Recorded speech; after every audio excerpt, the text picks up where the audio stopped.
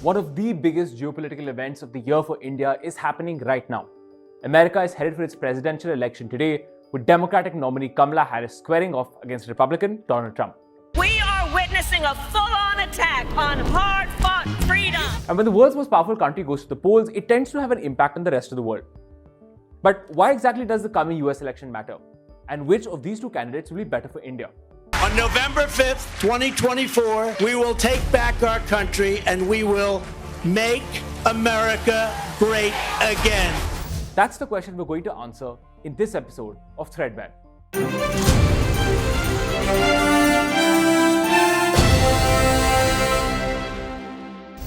So let's start with the basics. Why in the world should you care about the US presidential election? There are a few pretty good reasons. Over the last 10 years, America has arguably become India's most important geopolitical relationship. India and America do almost $200 billion in goods and services trade, which makes it one of India's largest economic partners.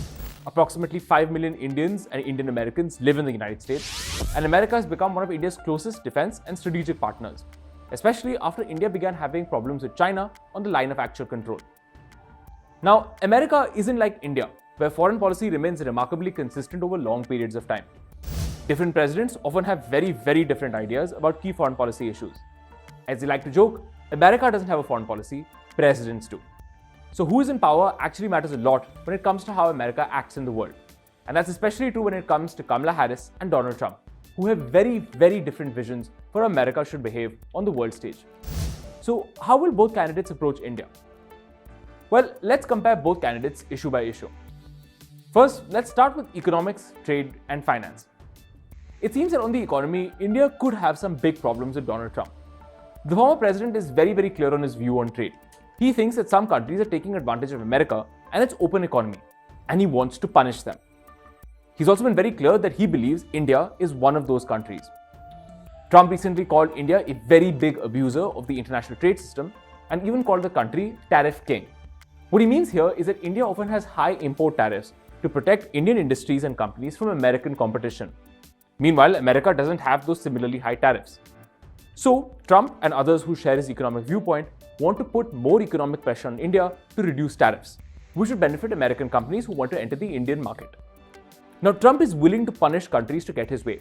He has promised to slap a 60% tariff on goods from China and a 20% tariff on all goods entering the United States.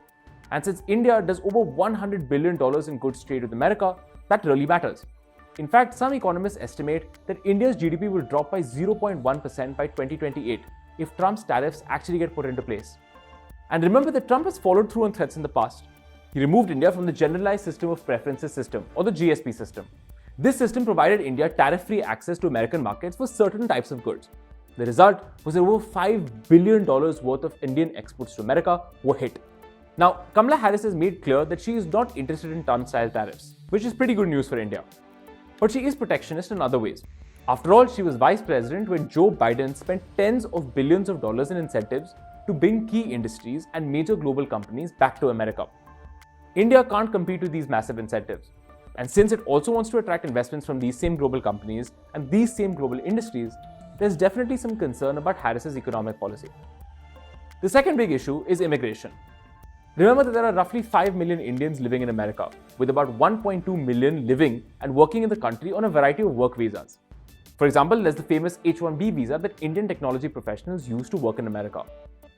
In the past, Donald Trump has been a big opponent of making it easier for people to gain access to H-1B visas. He actually famously called it a theft of American prosperity and criticized companies for using the visa to hire foreign and not American workers. Now, under Trump's presidency, it became much harder for Indians to get an H-1B visa as his government tightened regulations and standards for American companies hiring foreign workers.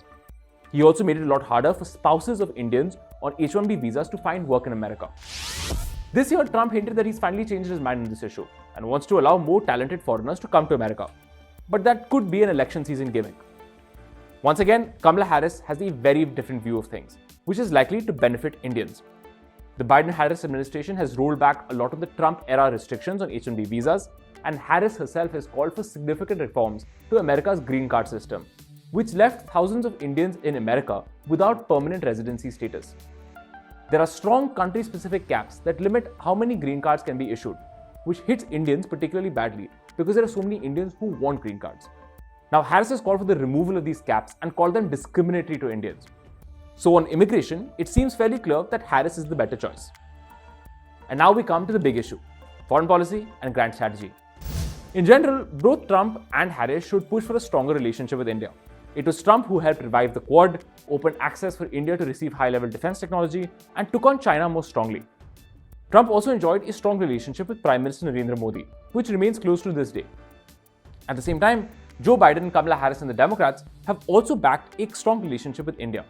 Modi was invited for his first ever state visit to America last year by Joe Biden. The two countries have done multi-billion-dollar defense and technology deals, and the Quad has also gotten stronger.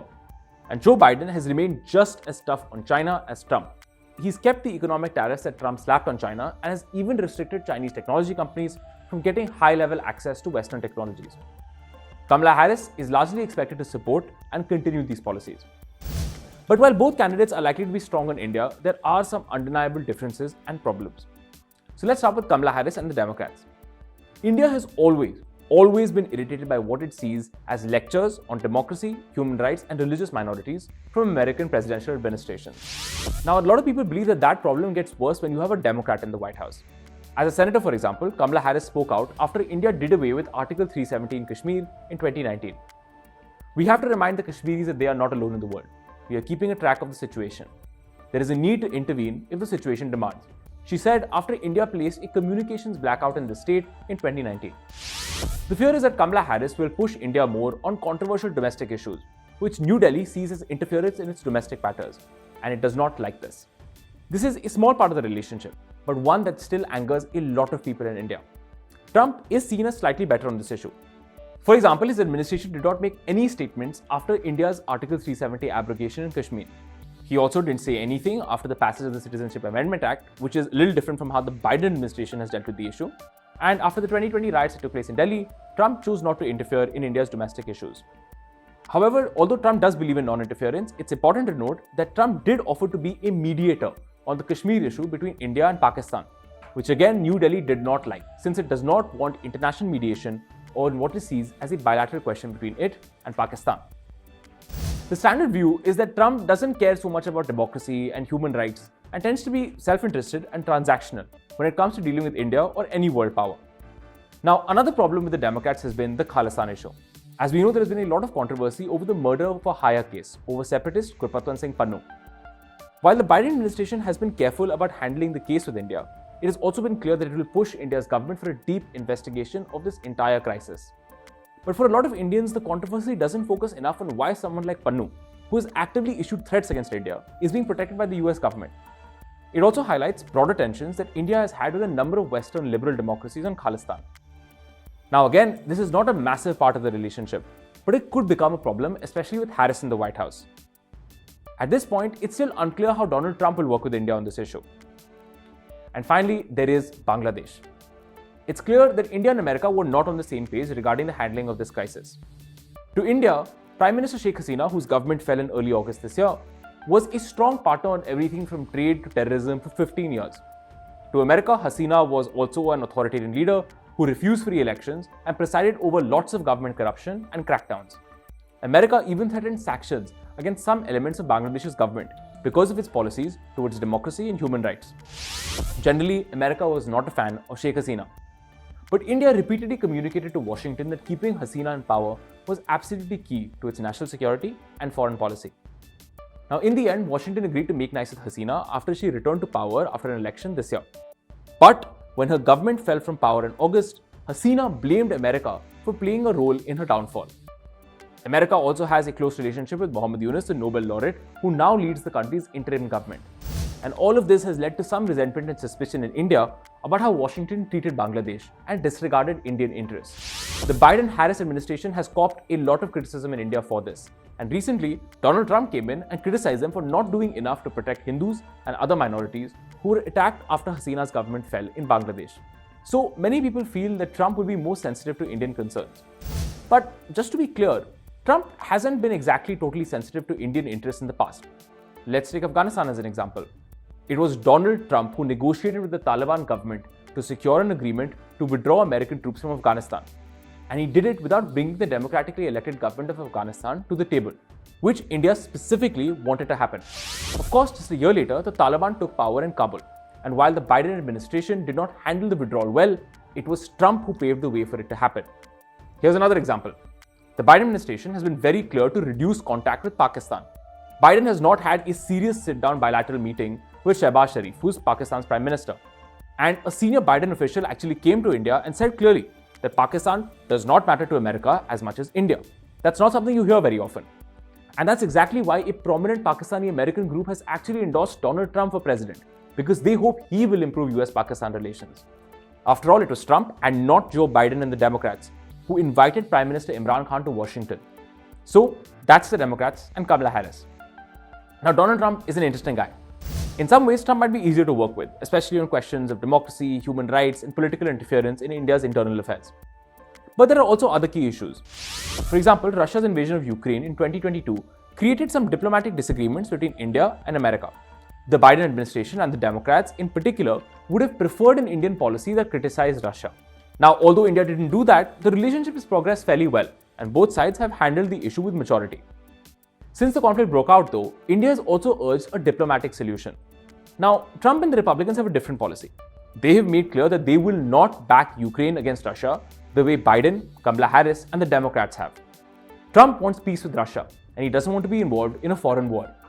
If Trump gets elected to the White House and pushes this policy, it could help remove any tension between India and America on the Ukraine issue, and it also helps India achieve its goal of a negotiated end to the conflict. But in other ways, Trump is deeply unpredictable. His policies on tariffs and immigration could spark broader tensions in the relationship, and he also has a history of mistreating allies, including Asian countries that India is friendly with, like Japan and South Korea. Trump has also not clearly stated that he wants to defend countries like Taiwan against China's military aggression. Now, while India may have had tensions with America in the past, it is also true that it needs Washington and its diplomatic and military allies in Asia to deal with China. Trump could end up weakening America's alliances and emboldening China, because Beijing knows that Trump really doesn't want to get involved in a conflict in Asia. All of this is not really in India's interest. So there you have it. From trade and defense to immigration and human rights, we've compared Donald Trump and Kamala Harris and how they will deal with India. But who will really be better for India? We'll leave that for you to decide.